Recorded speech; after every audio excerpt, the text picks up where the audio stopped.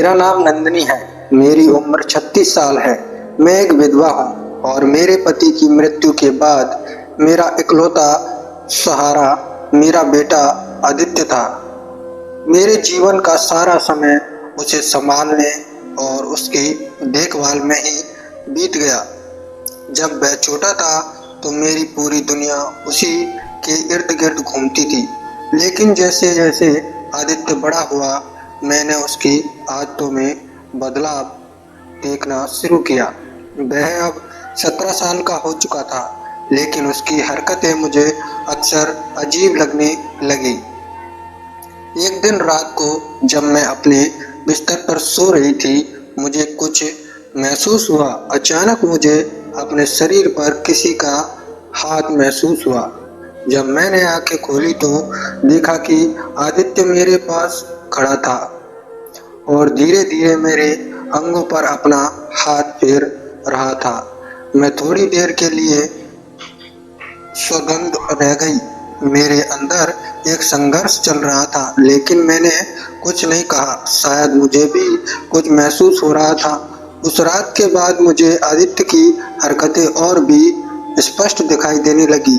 वह अक्सर मुझसे ज्यादा करीब आने लगा और मैं उसकी नीयत को समझ नहीं पा रही थी। एक तरफ मैं एक माँ थी और दूसरी तरफ मैं एक औरत थी। यह समझना मुश्किल था कि मेरे बेटे के मन में क्या चल रहा था। एक रात जब मैं सो रही थी, आदित्य ने फिर से मेरे पास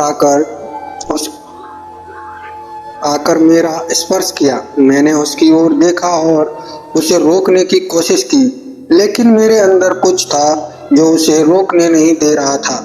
मैं समझ नहीं पा रही थी कि यह स्थिति कैसे संभालना चाहिए।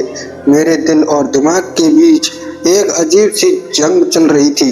मैंने तय किया कि अब और चुप नहीं रह सकती। मैंने आदित्य से बात करने का फैसला किया। मैंने उसे प्यार से बुलाया और पूछा कि वह ऐसा क्यों कर रहा है। उसने मुझे बताया कि उसे भी समझ नहीं आ रहा कि उसके अंदर क्या हो रहा है। वह भी अपनी भावनाओं को समझने में असमर्थ था। मुझे लगा कि शायद यह उम्र का असर है और उसे किसी मार्गदर्शन की जरूरत है। मैंने उसे समझाने की कोशिश की कि यह बात गलत है, लेकिन मेरे अंदर भी एक अजीब सा सुकून था जो मुझे रोक रहा था। मैं जानती थी कि यह स्थिति और बिगड़ सकती है, लेकिन मैं भी उसी पल को समझने की कोशिश कर रही थी। मैंने आदित्य से फिर से बात की, लेकिन इस बार मैंने उसे और समझने की कोशिश की। मैंने उसे उसके व्यवहार के बारे में पूछा और उसकी भावनाओं को जानने की कोशिश की। उसने मुझसे कहा कि वह भी उलझन में है और नहीं जानता कि उसे क्या करना चाहिए। मैंने उसे समझाया कि यह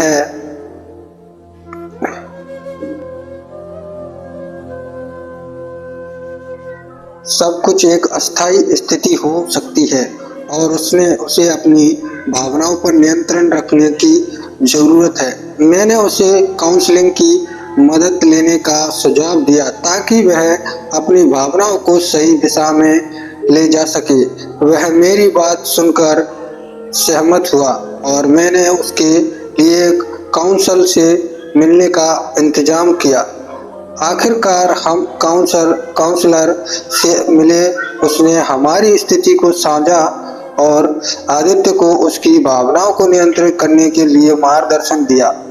आदित्य को भी धीरे धीरे यह समझ में आने लगा कि उसकी भावनाएं स्वाभाविक है, लेकिन उन्हें सही दिशा में ले जाना जरूरी है।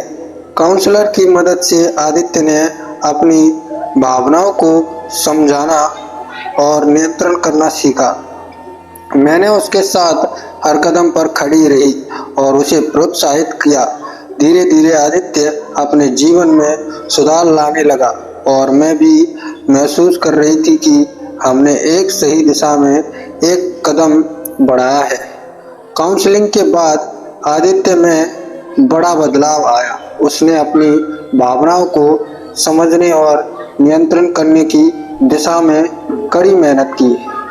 फिर से अपनी पढ़ाई पर ध्यान देना शुरू किया और अन्य गतिविधियों में भाग लेने लगा।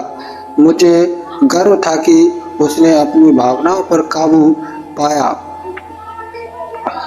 और अपने जीवन को सही दिशा में ले जाने की कोशिश की।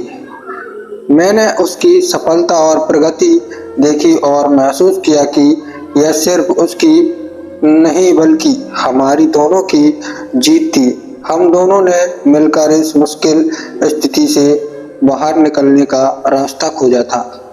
हमारी जिंदगी अब एक नई दिशा में बढ़ रही थी। आदित्य ने अपने करियर पर ध्यान देना शुरू किया और मैंने भी उसकी पढ़ाई और उपलब्धियों में उसे पूरा समर्थन दिया। हमने एक दूसरे के साथ संवाद करना शुरू किया और एक नए तरह के रिश्ते का निर्माण किया। अब हमारे बीच सिर्फ माँ और बेटे का रिश्ता नहीं था, बल्कि एक दूसरे के प्रति गहरी समझ और विश्वास का भी रिश्ता बन गया था। हमारे जीवन में फिर से खुशियाँ आने लगी और हम दोनों ने एक नई शुरुआत की। हमारे रिश्ते में सुधार होने के बाद हमने परिवार और समाज के साथ अपने संबंधों को भी मजबूत किया। हमने अपने रिश्ते को फिर से समझना और एक दूसरे के साथ समय बिताने की कोशिश की। आदित्य अब अपने जीवन में एक नई ऊर्जा साथ आगे बढ़ रहा था और मैंने भी अपने जीवन को एक नई दिशा दी। हम दोनों ने मिलकर एक स्वस्थ और खुशहाल जीवन की नींव रखी। हमारे रिश्ते में विश्वास और प्यार फिर से बढ़ने लगा और हम समाज के सामने भी एक मजबूत परिवार के रूप में उभरने लगे। हालांकि हमारी जिंदगी में अब स्थिरता आई थी, लेकिन चुनौतियां अभी भी बनी हुई थी। हमारे समाज के सामने अपनी स्थितियों को मजबूत बनाए रखने के लिए कड़ी मेहनत करनी पड़ी, लेकिन हमने मिलकर हर मुश्किल का सामना किया और एक दूसरे का साथ दिया। हमारी मेहनत और संपूर्ण ने हमें एक सफल और संतुलित जीवन की ओर अग्रसर किया। आदित्य ने अपनी जिंदगी में काफी सुधार किए और मैं भी अपनी जिंदगी में एक नया अध्याय शुरू करने के लिए तैयार थी। आखिरकार हमारी मेहनत रंग लाई। आदित्य ने अपनी पढ़ाई और करियर में बड़ी सफलता हासिल की और मैंने उसे एक सफल इंसान के रूप में देखा।